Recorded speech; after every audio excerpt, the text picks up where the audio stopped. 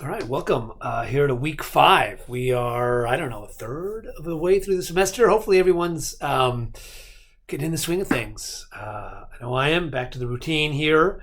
And this week, part of the routine is taking quizzes, just kind of reassess where we are, kind of review. By the end of this week, we'll have laid the groundwork for pretty much the entire world up until about 0 CE. The last two areas we've got to put in this week is the Americas and Oceania, which is what the lectures are kind of about. Getting to that in a second. Just wanted to kind of say that I uploaded some in the student resources sub-module. There are now some announcements I put in there. Take a look at those. And I also uploaded your Padlet 2 artifact write-ups. Good job. Really interesting. A lot of cool, really interesting artifacts. I always like this assignment because I get to learn a bunch of cool stuff. A lot of people did Chinese bronze from the Shang and Zhao period. Great. I mean, that stuff's really fascinating. One of the themes that came up, there's a lot of bird imagery, and then somebody actually explained that sort of the birds were sort of connections between the earth and the heavens, so there was a lot of birds around, which I never knew, so that's cool. Another one, a really interesting one, was like this false door that were found from Egypt.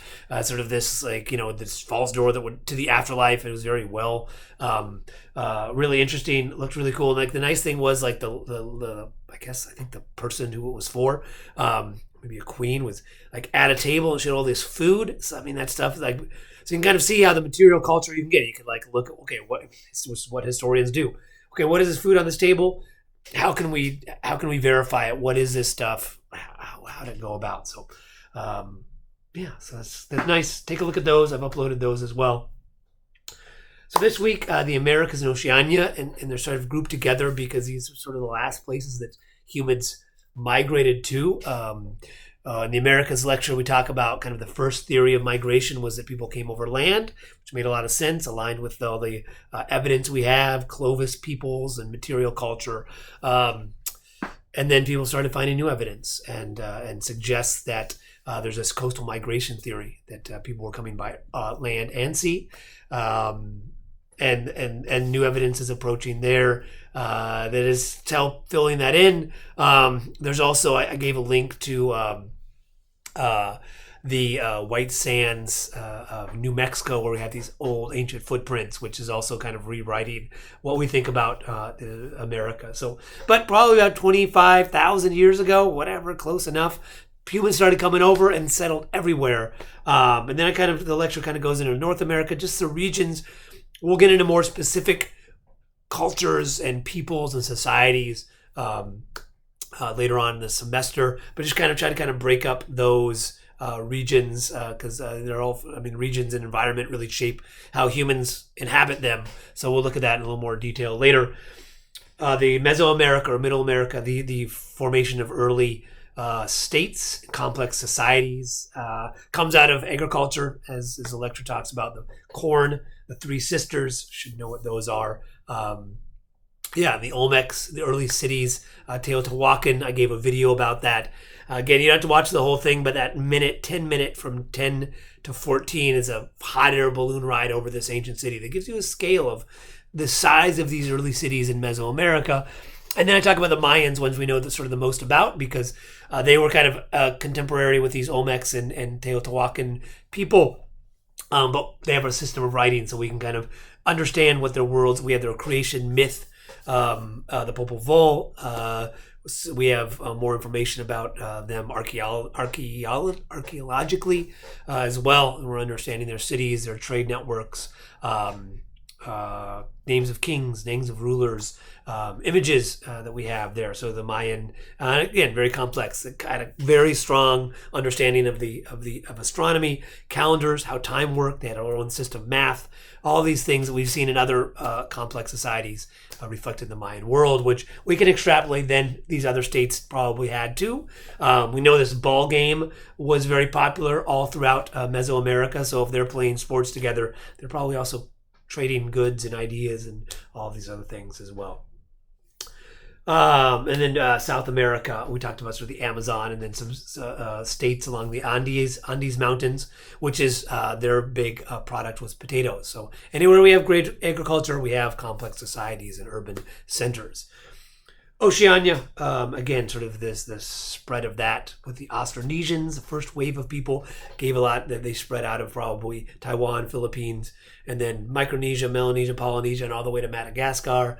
A language family. I gave the example of the word for canoe, ba'a, vaca, and how that, so these language cognates, we can kind of see how language moves throughout regions. And then the Lapita people, they had their own pottery. They brought their canoe plants, sort of terraformed all of Polynesia. And so if you look around, a lot of the indigenous or native plants to Hawaii, those were brought in by humans. That those were the ones that you could bring and use very effectively. So it's kind of the main information. And then quiz one, so this is this week. Take a look at the review guide, look that over. It's all the terms you're responsible for.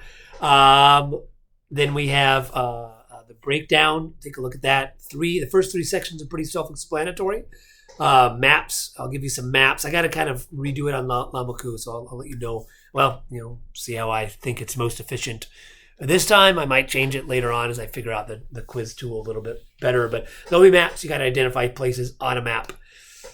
And then we have matching. I'll give you a word bank and some terms. You fill that in as we go. Cut and paste if you can the words from the word bank into the blanks. That'll automatically trigger it. If you don't, I can go back in and correct it. The correct one there, update it, so don't worry about that. And the last one, matching A, B, C, D, 1, 2, 3, short definitions, key terms, pretty straightforward. That's the first 35 points. Last 15 points are these short essays, short answers, the 5 W's. I'll give an example there of who, what, where, when, and then why. I'll give you the rubric, and I'll give you 5 terms. You pick 3 of those and answer them. The rubric, there'll be 3 different sections to fill in. And again, take a look at the example there. I gave like Menes here. Use the key terms. One of the instructions here is make sure you use at least one key term from the review guide in your answer. So if you look at King Menes is significant to world history. If you start your response with that, you'll kind of be in the mindset of what I'm looking for. In this case, one of the first rulers to unify Upper and Lower Egypt. It's credited with founding the city of Memphis, which later served as the administrative and cultural center of Egyptian civilization. Menes established a position of pharaoh, which is another key term, or divine ruler, connected with the sun gods Amun and Ra. His political system would be the center of Egyptian history spanning 3,000 years over the Old, Middle, and New Kingdoms. Also terms there.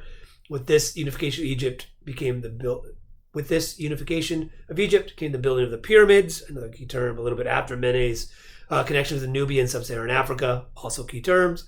And the establishment of one of the most flourishing civilizations, complete with writing and religious traditions in world history. So, what I'm looking for that is kind of expanding out in your own words of why this is significant to world history. And again, I can't iterate this enough. Make sure you use course materials. If I start getting a bunch of information that we haven't covered in this course, I'm going to assume you're getting that from somewhere else, and I'll just give you a 0 and move on. So this is your chance to show me that you're engaging with the materials. How can you then put this information together in your own words? Use the review guide. My quizzes are completely open note. You can use anything from the course. You start using stuff outside of the course, then please don't. Just this stuff. You don't need any outside sources, outside quotes, anything like that. Just the course materials in your own words and thoughts. I want to know what you think. What are you learning? Show me what you've got in the last 5 weeks. I think that's it. One last thing. Review terms. in the quiz thing, there's a link to a Google Doc. You have 3 assigned review terms. Try to get those in by today at 4. So that you can open that. That's open notes too. You can have that open as you're going through this quiz. I'm not trying to trick you. I want you to remember these terms and why they're significant to world history. All right, now I'm done.